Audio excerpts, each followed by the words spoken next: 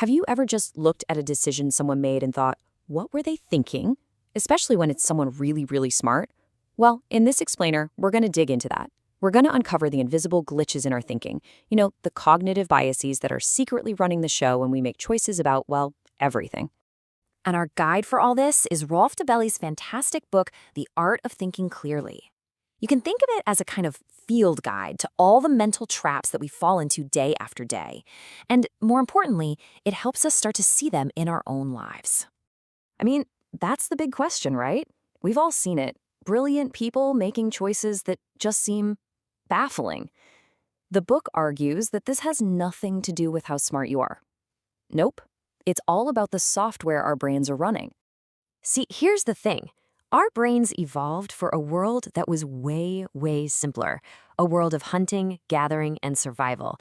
And that mental software was perfect for that world. But today, in our crazy complex world of stock markets and social media, well, that ancient programming leads to some pretty serious glitches. So let's jump into the first glitch. This one is a big one. It completely warps how we look at success, and it tricks us into thinking our own chances of making it are way higher than they actually are. You know what I'm talking about. We see them everywhere, right? On TV, on social media, playing to huge crowds. Their success just seems so real, so visible. It almost feels like it was meant to be.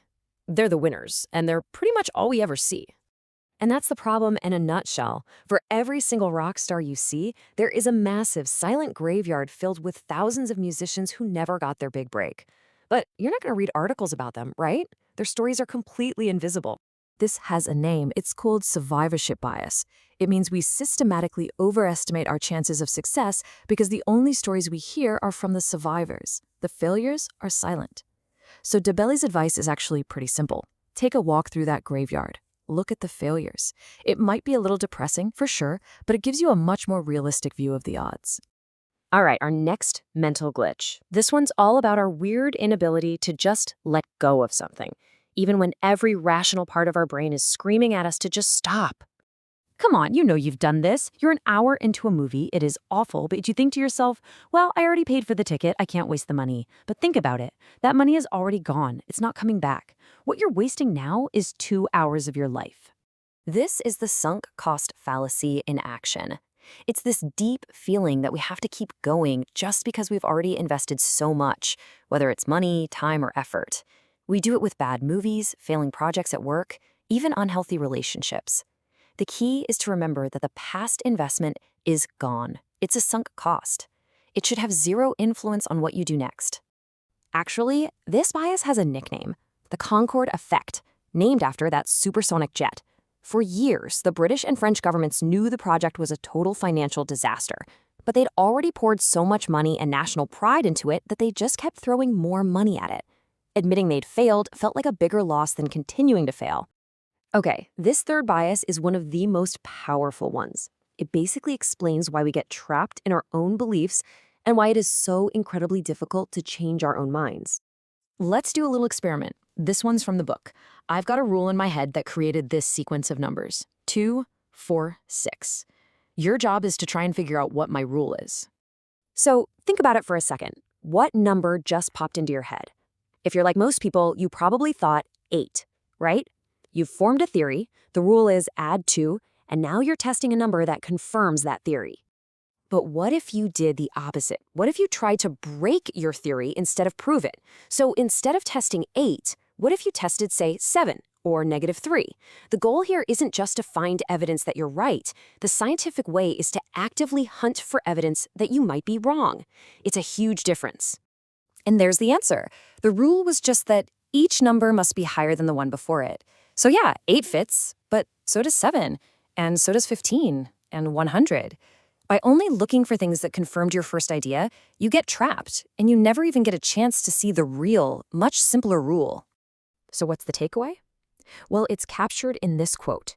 This was originally advice for writers, telling them to delete their favorite sentences if they don't serve the story. But it applies to life. We have to be willing to hunt for evidence that challenges our most cherished beliefs. And if we find it, we have to be ruthless enough to kill those darling ideas. Okay, after hearing about all these glitches, you might be feeling a little down on the human brain. But here's the twist. These things aren't necessarily flaws. And understanding that, well, that's the key to thinking a little better. So here's the big reveal. These mental errors aren't bugs, they're features. They are mental shortcuts that were absolutely essential for our ancestors to survive. Think about it. If you're on the Serengeti and your buddy suddenly starts sprinting, you don't stand around analyzing things. You run first, you ask questions later. That shortcut saves your life. So, what do? We can't just delete these biases from our brains. Instead, the solution is to become aware of them and then build systems to work around them. Charles Darwin is the perfect role model for this. He knew his own brain would try to ignore facts that didn't fit his theories. So he kept a special notebook just for writing down data that contradicted his ideas. He forced himself to write it down right away because he knew his brain would just conveniently forget it otherwise. So the next time you feel totally 100% certain about something, a political opinion, a new investment, a quick judgment about someone, just hit pause for a second. Ask yourself, am I really thinking this through or am I just reacting? The art of thinking clearly isn't about getting a brand new brain. It's just about being more aware of the ancient software that it's running.